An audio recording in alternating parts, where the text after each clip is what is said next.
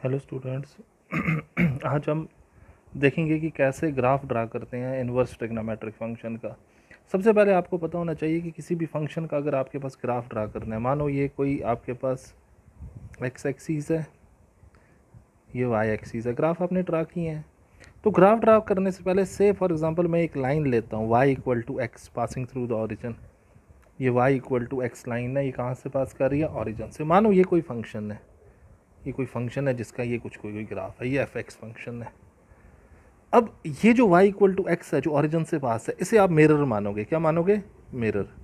अगर आप इसी एफ एक्स की इमेज देखोगे तो आपको कुछ ऐसे दिखेगी, ठीक है ना, दिखेगी ना ऊपर की तरफ। तो ये इसके इन्वर्स के फंक्शन का ग्राफ होगा, ठीक है। अगर ये एफ एक्स है तो ये इसका क्या होगा? इन्वर्स, ठीक है। मानो कोई फंक्शन ऐसे ले लेता हूँ, ठीक है, रफली ये y इक्वल टू एक्स है, क्लियर। तो ये कोई एफ एक्स है, ये एफ एक्स है, ये फंक्शन एफ एक्स है। तो इसका ग्राफ कैसे बनेगा? इसकी इन्वर्स का ग्राफ कैसे बनेगा ऊपर की तरफ? तो ऐसे कुछ। तो ये एफ इन्वर्स एक्स होगा। तो क्लियर हो गया। तो कोई फंक्शन है, उसके इन्वर्स का ग्राफ क्या होगा? इस लाइन के रिस्पेक्ट से आप इसकी मिरर इमेज देखोगे, ठीक है। अब हमने तो इन्वर्स ट्रिग्नोमेट्रिक फंक्शंस का ग्राफ ड्रा करना है, तो सबसे पहली फंक्शन कौन सी लेता हूँ मैं? से फॉर एग्जांपल मैं फंक्शन लेता हूँ साइन एक्स। अब आपको पता है, आपने इसका इन्वर्स निकालने के लिए आपने देखा था कि साइन इन्वर्स का डोमेन कहाँ से कहाँ होता है? -1 से 1। और रेंज कहाँ से होती है? -π/2 से π/2। इसका मतलब है साइन एक्स को आपने कहाँ से कहाँ लेना है? -π/2 से π/2 के बीच में साइन एक्स को। ये इन्वर्स में उसकी रेंज बन जाएगी, से लेके -1 से 1। तो इन्वर्स में ये इसका डोमेन होगा, तो ये इसकी रेंज होगी। और साइन एक्स का ग्राफ आप ड्रा करो -π/2 से π/2 के बीच में, तो आप ड्रा कर दो, ठीक है।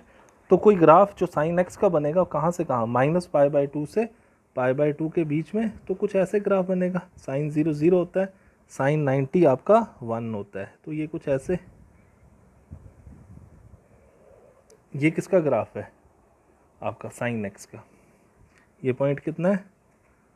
π/2। और ये मानो कितना है? -π/2, ठीक है।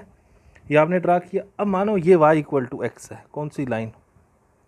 ये y equal to x line है। अच्छी तरह ड्रा करना, y इक्वल टू। अब इसी की मिरर इमेज कैसे बनेगी? इसी की क्या बनानी है आपने? Mirror image. इसी की आपने मिरर इमेज बनानी है। तो देख लीजिए वो कुछ ऐसे बनेगी, ये इस तरह से, ये इस तरह से है। तो वो ये हिस्सा ऊपर की तरफ आएगा, तो ये इस तरह से बनेगी यहाँ से।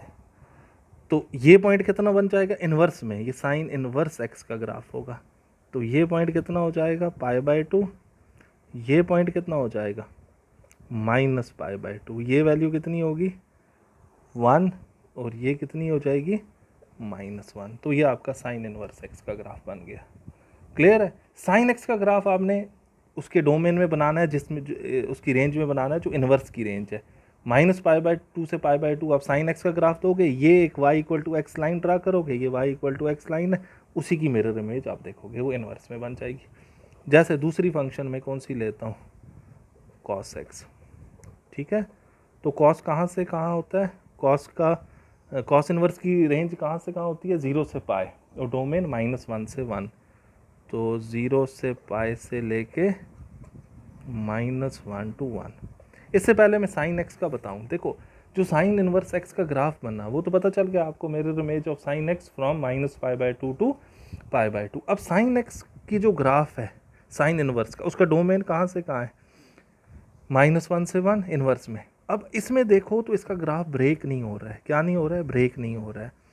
जिस भी फंक्शन का ग्राफ ब्रेक ना हो, मतलब ग्राफ ड्रा करने में मुझे पेन उठाना ना पड़े, तो ग्राफ उसे कहते हैं ग्राफ ब्रेक ना होना।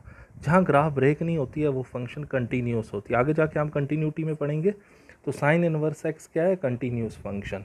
और जिस भी फंक्शन के ग्राफ की स्लोप पॉजिटिव हो, स्लोप क्या हो? पॉजिटिव, वो इंक्रीजिंग होती है। क्या होती है? इंक्रीजिंग। हमें आगे जाके पढ़ना है एप्लीकेशन ऑफ डेरिवेटिव में। इंक्रीजिंग कौन सी फंक्शन होती है? स्ट्रिक्टली इंक्रीजिंग जिस फंक्शन का स्लोप पॉजिटिव हो।